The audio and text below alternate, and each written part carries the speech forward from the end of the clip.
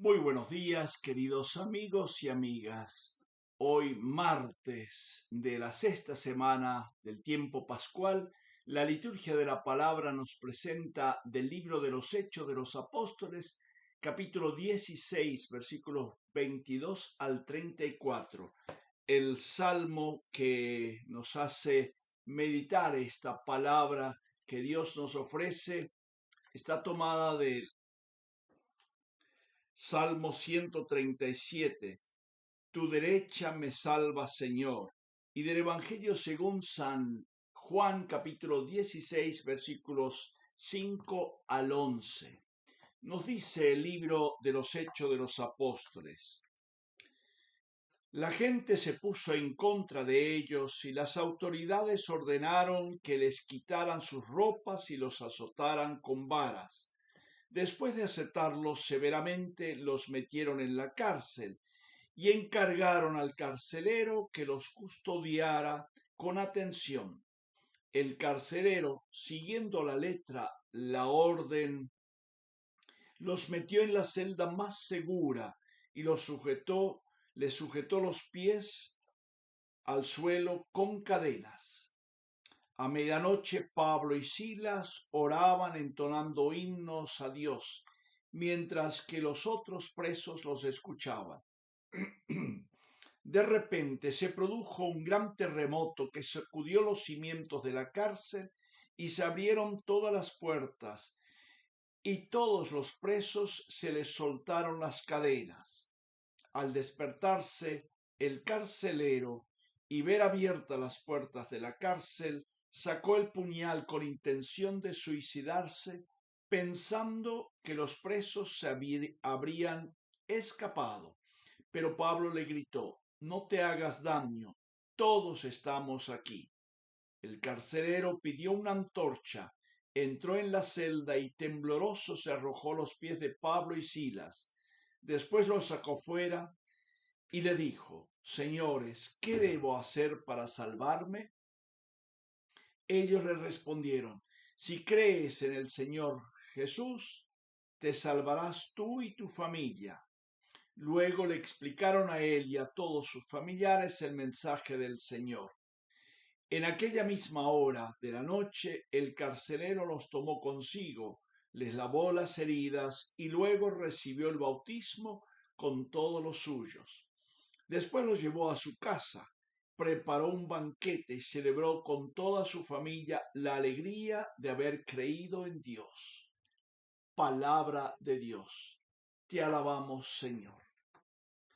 Este texto tiene una parte que no se leyó hoy, que es justamente el que denota o se hace explotar este conflicto de meterlos en la calle, en la cárcel, de haber sido azotados con golpes.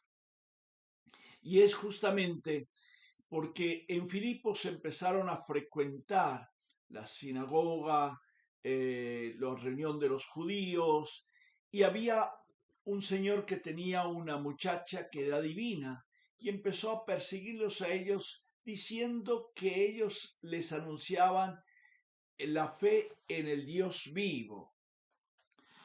Y decía ellos: estos hombres son siervos del Dios Altísimo, y ellos les anuncian el camino de la salvación. O sea, los fue presentando de alguna manera, pero haciendo esto en favor de sus amos, que tenían esa muchacha lucrando porque era divina.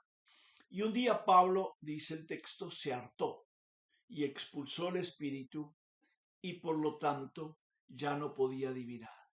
Y eso produjo la rabia de los amos y los denunciaron, los tomaron, los denunciaron a las autoridades, que sin pedir nada, sencillamente una revuelta, un problema, quitémoslo de encima, azotes, golpes y a la cárcel.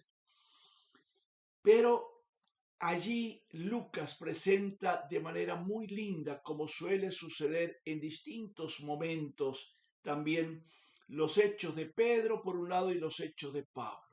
También Pedro estaba en la cárcel para ser ajusticiado por Herodes, pero la comunidad oraba y de pronto fue liberado milagrosamente. Aquí también Pablo y Silas, pero de una manera distinta, oran, cantan himnos y salmos y son liberados. Milagrosamente las puertas se abren y ese abrir las puertas de la cárcel hace justamente que el carcelero comprenda y llegue el camino de la salvación a él y a su casa. Pero hay algunos detalles que de pronto no nos damos cuenta y que quizás si leemos el texto de corrido saltan otra vez.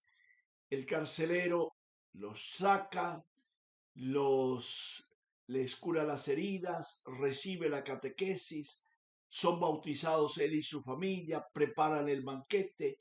Hay una gran alegría por haber creído en el Señor con toda su familia. Pero Pablo y Silas vuelven a la cárcel, porque si no vuelven a la cárcel, sencillamente es ajusticiado el carcelero, y eso no es la idea, sino la idea es que el Evangelio se propague, el Evangelio crezca.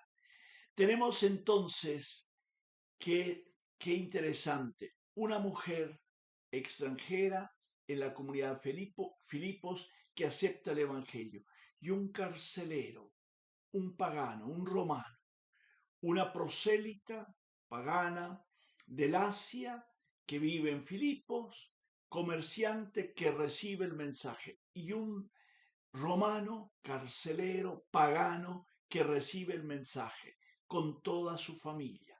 Se vuelve de nuevo la iglesia doméstica, esa iglesia que se abre justamente en las dimensiones de lo interno, de lo pequeño. Y los hechos de Pedro, por un lado, al comienzo del libro de los Hechos de los Apóstoles, y los hechos de Pablo ahora en la evangelización del gran imperio romano, del gran mundo pagano, ahora en Europa, donde siguen anunciando el Evangelio. Por lo tanto, este relato nos abre a esa dimensión nueva y hermosa del Evangelio que no tiene límites, sigue avanzando. Pidamos a Dios que realmente la fuerza del Evangelio inunde nuestras casas, toque nuestros corazones y sólo así podremos cambiar nosotros y cambiarán también los demás. Si cambian los demás, cambia la familia. Y si cambia la familia, cambiará el vecindario. Y cambiando el vecindario, cambiará la comunidad, porque es contagioso. Es como una ola concéntrica que se va ensanchando cada vez más. Que el Señor los acompañe, que el Señor los bendiga y nos fortalezca. Del Padre, del Hijo y del Espíritu Santo. Amén. Que tengan todos un feliz día y que el Señor los bendiga y ojalá nos toque el corazón porque así lo deseamos.